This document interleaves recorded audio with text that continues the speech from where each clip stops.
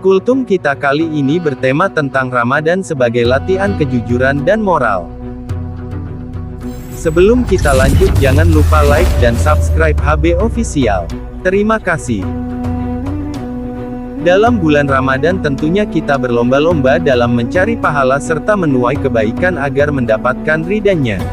Oleh karena itu, ceramah dapat menjadi salah satu jembatan untuk bersama-sama saling membantu dalam memberikan pengetahuan baru sekaligus ajakan untuk berbuat baik.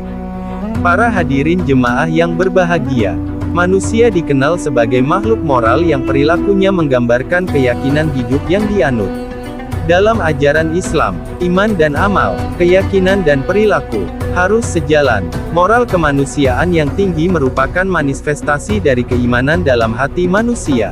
Tidak ada pondasi moral yang lebih kokoh daripada keimanan kepada Allah. Salah seorang filsuf Jerman mengatakan, barang siapa mencari sistem moral yang paling kokoh, dia tidak akan menemukannya, kecuali dalam ajaran agama. Puasa Ramadan salah satu fungsinya adalah bisa dijadikan ajang melatih umat Islam akan pentingnya sifat jujur dan kejujuran. Secara universal, kejujuran diakui sebagai jantung moralitas kemanusiaan.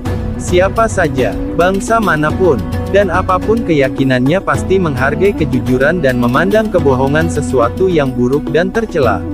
Kejujuran akan tetap bersinar walau di tengah tumpukan kebohongan dan kepalsuan. Allah Subhanahu wa Ta'ala berfirman dalam Al-Quran Surah An-Nisa ayat 9 yang artinya, maka, bertakwalah kepada Allah dan berbicaralah dengan tutur kata yang benar, dalam hal menjaga hak-hak keturunannya. Allah juga berfirman dalam Al-Quran Surah Al-Hadid yang artinya, Dia bersamamu di mana saja kamu berada. Allah Maha melihat apa yang kamu kerjakan. Dalam sebuah hadits, seorang sahabat bertanya kepada Rasulullah, mungkinkah seorang mukmin itu pengecut? Mungkin, jawab Rasulullah. Mungkinkah seorang mukmin itu bakil kikir? Mungkin, lanjut Rasulullah. Mungkinkah seorang mukmin itu pembohong?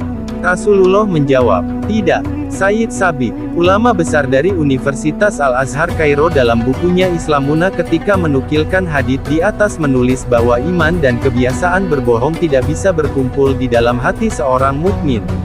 Rasulullah berwasiat, agar umat Islam memiliki sifat jujur dan menjauhi sifat pembohong. Sebab, Islam tidak akan tumbuh dan berdiri kokoh dalam pribadi yang tidak jujur. Para jemaah yang dirahmati Allah, dalam sejarah, pribadi besar Nabi Muhammad SAW sebelum diangkat menjadi Rasul dengan menerima wahyu pertama dari Allah, telah dikenal lebih dulu sebagai pribadi yang jujur hingga di lingkungannya di Makkah Dengtan diberi gelar Al-Amin. Artinya, dari Abdullah bin Mas'ud radhiyallahu anhu, dia berkata, Rasulullah bersabda, berpegang teguhlah dengan kebiasaan berkata benar. Sesungguhnya berkata benar mengantarkan kepada kebaikan. Kebaikan akan mengantarkan ke surga.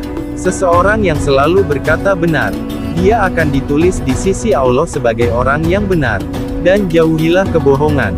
Sesungguhnya kebohongan mengantarkan kepada kejahatan.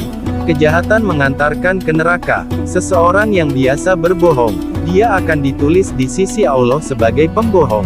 Hadits riwayat Bukhari dan Muslim.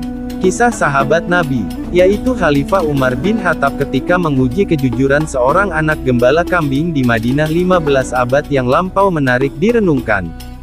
Juallah kepadaku seekor anak kambingmu ini. Toh tuanmu di balik bukit sana tidak tahu. Katakan saja kepada tuanmu, anak kambing itu telah dimakan serigala. Si anak gembala menjawab, kalau begitu, fa'ainaulah. Artinya di mana Allah? Khalifah Umar langsung mengajak anak gembala yang telah lulus ujian kejujuran itu untuk bersama-sama menemui tuannya. Khalifah Umar menebus kemerdekaan anak itu dari perbudakan dan menjadikannya manusia merdeka. Umar berpesan, kalimat ini, fa'ainaulah, di mana Allah telah memerdekakanmu di dunia, semoga kalimat ini pula akan memerdekakanmu di akhirat kelak. Pemerintahan yang bersih dan berwibawa untuk kesejahteraan rakyat membutuhkan tegaknya kejujuran dan mental kenegarawanan pada semua aparatur penyelenggara negara. Kejujuran para ilmuwan sangat dibutuhkan sebagai penunjuk arah kemajuan bangsa dan negara. Negara hukum yang cita-citakan oleh para pendiri bangsa membutuhkan kejujuran para penegak hukum untuk mewujudkannya. Kehidupan demokrasi yang konstitusional takkan terwujud tanpa kejujuran. Kesepakatan kebangsaan dalam Negara Kesatuan Republik Indonesia membutuhkan kejujuran pada semua elemen bangsa agar mendatangkan keberkahan dalam kemajuan. Kaum muslim yang dimuliakan Allah. Dalam upaya membangun masyarakat yang jujur sebagai landasan terbentuknya bangsa dan negara yang memiliki budaya kejujuran, diperlukan pembentukan pribadi-pribadi jujur sejak dari dalam keluarga.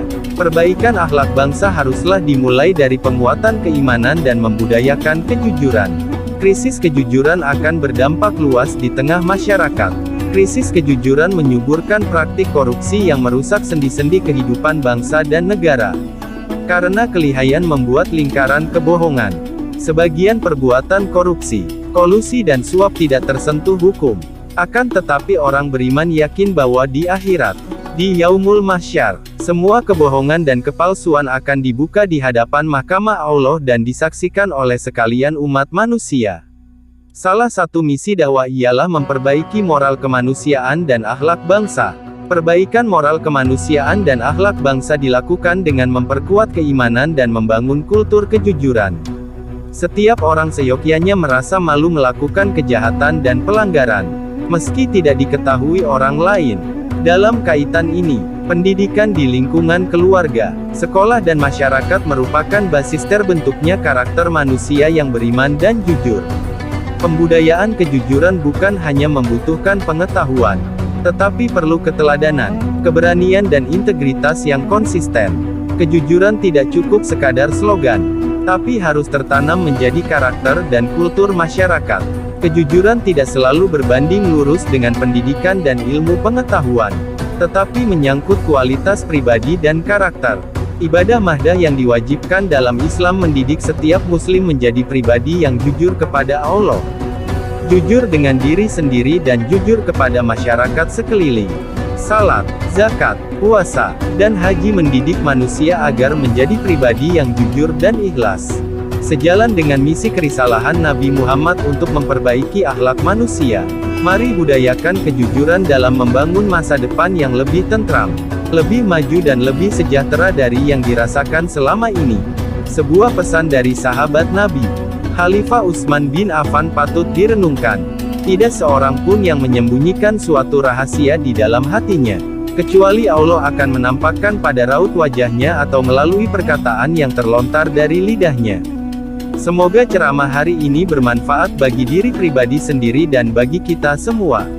Amin ya rabbal alamin.